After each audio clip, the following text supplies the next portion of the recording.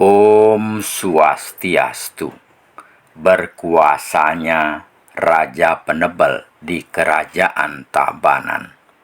Raja Penebel Ki Gusti Ngurah Rai adalah salah satu putra dari Sri Ngurah Sekar, Raja Tabanan yang berkuasa dari tahun 1750 sampai dengan tahun 1800.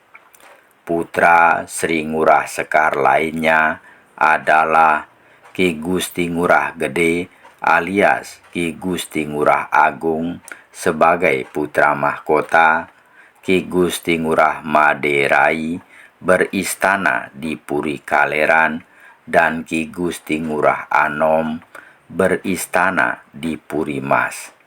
Selanjutnya, setelah Ki Gusti Ngurah Gede alias Ki Gusti Ngurah Agung menggantikan kedudukan ayahnya, Sri Ngurah Sekar menjadi Raja Tabanan dan berkuasa selama 38 tahun. Beliau kemudian wafat. Ki Gusti Ngurah Gede alias Ki Gusti Ngurah Agung meninggalkan 3 orang putra, yaitu Ki Gusti Ngurah Celuk sebagai putra mahkota, Ki Gusti Nengah Timpag, dan Ki Gusti Sambiahan yang ketika itu masih kecil. Maka kedudukan Raja Tabanan digantikan oleh adik beliau yang bernama Ki Gusti Ngurah Made Rai, yang sebelumnya menjabat sebagai Raja Pemade. Jabatan Raja Pemade yang sebelumnya beliau jabat kemudian diserahkan kepada adiknya Ki Gusti Ngurah Anom yang berkedudukan di Puri Mas. Diangkat pula ketika itu Kiai Made Kukuh sebagai patih. Ki Gusti Ngurah Made Rai selanjutnya beristana di Puri Agung Tabanan dengan gelar Ki Gusti Ngurah Made Rai Kaleran, yang kemudian berkuasa dari tahun 1838 sampai dengan tahun 1842. Beberapa tahun setelah beliau berkuasa, adiknya Ki Gusti Ngurah Anom meninggal, sehingga jabatan Ki Gusti Ngurah Anom sebagai Raja Pemade kemudian diganti oleh putranya yang bernama Ki Gusti Ngurah Mas, yang memiliki sifat berbeda dengan ayahnya. Ki Gusti Ngurah Mas di samping belum menguasai tugas dan kewajiban sebagai pendamping raja, juga memiliki sifat mementingkan diri sendiri. Sifatnya itu diketahui oleh para pejabat kerajaan. Selanjutnya, untuk mengelabui sifat buruknya itu, Ki Gusti Mas kemudian melakukan upacara penyucian diri yang kemudian bergelar Ki Gusti Wiryawala. Akan tetapi sifatnya itu tetap tidak baik dan tidak mematuhi tata tertib kerajaan. Keadaan itu menyebabkan para pejabat dan rakyat semakin menjauh. Keadaan itu sangat berpengaruh terhadap pemerintahan Raja Ki Gusti Ngurah Made Rai Kaleran. Kondisi itu menyebabkan kacaunya kerajaan Tabanan ketika itu. Situasi itu menjadi semakin kalut setelah 2 putra kesayangan Raja Ki Gusti Ngurah Made Rai Kaleran di Puri Kaleran, yaitu Ki Gusti Ngurah Gede dan Ki Gusti Nyoman Panji, meninggal dunia. Meninggalnya kedua putra raja itu menjadikan Raja Ki Gusti Ngurah Made Rai Kaleran merasa hidupnya menjadi sunyi. Selanjutnya, setelah menyadari bahwa saatnya telah tiba untuk kembali ke alam baka, sebelum beliau wafat, beliau berpesan kepada keturunannya dan para bawahannya agar yang menggantikan kedudukannya sebagai Raja Tabanan setelah beliau meninggal adalah Ki Gusti Celuk, yang merupakan putra mahkota putra kakaknya almarhum Raja Ki Gusti Ngurah Gede alias Ki Gusti Ngurah Agung. Mengingat ketika kakaknya wafat, putra mahkota ketika itu masih kecil, sehingga Ki Gusti Ngurah Made Rai Kaleran sebagai Raja Pemade yang juga sebagai paman Ki Gusti Celuk yang kemudian menggantikan kedudukan ayahnya menjadi Raja Tabanan. Raja Ki Gusti Ngurah Made Rai Kaleran kemudian wafat dengan meninggalkan beberapa orang putra, yaitu Kiai Ngurah Perian, Kiai Buruan, Kiai Banjar, Kiai Tegeh, Kiai Beng, Gusti Loh Made, Gusti Loh Ketut, dan Nisagung Ayu Timpak. Sesuai dengan pesan almarhum Raja Ki Gusti Ngurah Made Rai Kaleran, seharusnya yang menggantikan kedudukannya menjadi Raja Tabanan adalah putra mahkota, putra almarhum Raja Ki Gusti Ngurah Gede alias Ki Gusti Ngurah Agung. Akan tetapi, karena salah seorang putra Ki Gusti Ngurah Made Rai Kaleran yang bernama Kiai Buruan yang didukung oleh dua saudaranya, yaitu Kiai Banjar dan Kiai Beng, merasa berhak atas tahta kerajaan, maka pesan orang tuanya itu tidak dilaksanakan. Kiai Buruanlah yang kemudian naik tahta menggantikan kedudukan ayahnya Ki Gusti Ngurah Made Rai Kaleran. Kiai Buruan selanjutnya berkuasa dari tahun 1842 sampai dengan tahun 1844.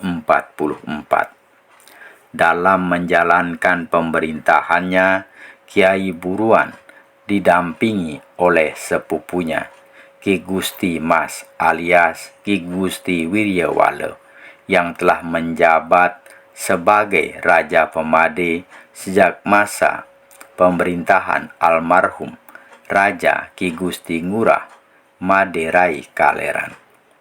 Dalam menjalankan kebijakan pemerintahannya, ternyata Kiai Buruan tidak melanjutkan kebijakan Raja Tabanan sebelumnya. Raja Kiai Buruan itu tidak memperhatikan kepentingan rakyatnya dan tidak menjaga hubungan baik dengan pamannya, Ki Gusti Ngurah Rai, yang menjadi Raja Penebel, sehingga menjadikan situasi kerajaan Tabanan menjadi kacau. Keadaan kerajaan Tabanan itu berbeda dengan situasi di wilayah kerajaan Penebel, wilayah kerajaan pamannya, Ki Gusti Ngurah Rai. Raja Ki Gusti Ngurah Rai pada masa itu dapat memimpin kerajaannya dengan penuh bijaksana dan rasa tanggung jawab, sehingga rakyatnya dapat menikmati keamanan dan kenyamanan. Keadaan kerajaan Penebel yang aman itu ternyata menimbulkan rasa tidak suka dari Ki Gusti Mas alias Ki Gusti Wiryawala sebagai Raja Pemade. Dia kemudian melakukan tipu muslihat. Tipu muslihat itulah yang menjadikan hubungan I Gusti Ngurah Rai, Raja Penebel, dengan Kiai Buruan Raja Tabanan menjadi tidak baik. Ketidakbaikan hubungan itu kemudian menyebabkan kedua kerajaan itu menjadi saling serang. Dalam peperangan itu, Raja Tabanan, Kiai Buruan, dan Kiai Beng saudaranya terbunuh. Pasukan kerajaan Tabanan kemudian dapat dikalahkan oleh pasukan kerajaan Penebel. Kerajaan Penebel selanjutnya dapat menguasai beberapa desa di bagian utara kerajaan Tabanan. Kekalahan itulah yang kemudian mengakibatkan goyahnya kedudukan kerajaan Tabanan. Akhirnya, kedudukan Raja Tabanan dikembalikan kepada Ki Gusti Celuk, putra mahkota di Puri Agung Tabanan. Tindakan itu dilakukan sesuai dengan pesan dari almarhum Ki Gusti Ngurah Rai Kaleran, Raja Tabanan sebelumnya, agar mengangkat Ki Gusti Celuk, putra almarhum Raja Ki Gusti Ngurah Gede alias Ki Gusti Ngurah Agung menjadi raja. Ki Gusti Ngurah Celuk kemudian menerima tugas menjadi penguasa Tabanan. Sebelum beliau dinobatkan menjadi Raja Tabanan, dalam menjalankan tugas pemerintahannya, beliau dibantu oleh saudaranya yang bernama Ki Gusti Sambiahan. Selanjutnya, Ki Gusti Celuk tidak mau ikut melakukan peperangan dengan pamannya, Raja Penebel, karena Ki Gusti Celuk tidak memiliki perselisihan dengan pamannya itu. Beliau juga mengetahui bahwa perselisihan yang terjadi antara kerajaan Tabanan dengan kerajaan Penebel itu adalah akibat perbuatan Ki Gusti Mas alias Ki Gusti Wiryawala yang memiliki sifat mengutamakan kepentingan pribadinya sendiri dan melalaikan kewajiban sebagai pendamping raja. Mengetahui penyebab perselisihan itu, Ki Gusti Celuk kemudian menyarankan agar Ki Gusti Mas alias Ki Gusti Wiryawala menghadap Ki Gusti Ngurah Rai, Raja Penebel, untuk memohon pengampunan. Dengan berbagai pertimbangan, Ki Gusti Mas alias Ki Gusti Wiryawala kemudian memutuskan berangkat menuju Penebel. Karena Ki Gusti Mas alias Ki Gusti Wiryawala telah melakukan kesalahan memecah belah dengan tipu daya yang mengakibatkan terjadinya peperangan antara kerajaan Tabanan dengan kerajaan Penebel. Kemudian dalam perjalanan, Ki Gusti Mas alias Ki Gusti Wiryawala dan para pengikutnya, di antaranya Sang Nyoman Padang dan Ki Balawo, disergap dan dibunuh oleh pasukan kerajaan Tabanan. Selanjutnya, para pejabat kerajaan Tabanan memohon agar Ki Gusti Ngurah Rai, Raja Penebel, sebagai paman Ki Gusti Celuk berkenan berkedudukan di singgasana Tabanan untuk membimbing Ki Gusti Celuk mengendalikan pemerintahan. Karena ketika itu usia Ki Gusti Celuk masih relatif muda. Akan tetapi, sebelum dinobatkan menjadi Raja Tabanan, Ki Gusti Celuk meninggal tanpa meninggalkan keturunan. Untuk menjaga keutuhan kerajaan Tabanan, Ki Gusti Ngurah Rai, Raja Penebel, kemudian kembali ke Tabanan. Ki Gusti Ngurah Rai, Raja Penebel itu selanjutnya mengambil tindakan tegas terhadap orang-orang yang dicurigai selalu menimbulkan kekacauan. Di antara dari mereka adalah Kiai Banjar diusir ke Semarapura, Kiai Pandak diusir ke Sukosada. Kiai Pasekan diusir ke Rejase. Kiai Pangkung diusir ke Antosari. Setelah situasinya aman, Ki Gusti Ngurah Rai selanjutnya dinobatkan menjadi Raja Tabanan sebagai Ratu Singgasana. Beliau kemudian berkuasa dari tahun 1844 sampai dengan tahun 1847. Dalam menjalankan pemerintahannya, beliau dibantu oleh putranya yang bernama Ki Gusti Ngurah Made Tabanan, yang bergelar Ki Gusti Ngurah Ubung. Setelah 3 tahun memerintah Tabanan, Ki Gusti Ngurah Rai wafat. Kedudukan beliau sebagai Raja Tabanan kemudian digantikan oleh Ki Gusti Ngurah Ubung, yang selanjutnya berkuasa dari tahun 1847 sampai dengan tahun 1851. Itulah cerita mengenai berkuasanya Raja Penebel di Kerajaan Tabanan. Cerita itu saya olah dari berbagai sumber, di antaranya dari buku Perjalanan Arya Damar dan Arya Kenceng di Bali, yang ditulis oleh tim sejarah Yayasan Kerti Budaya, yang penulis utamanya Drs AAN Putra Dharma Nuraga.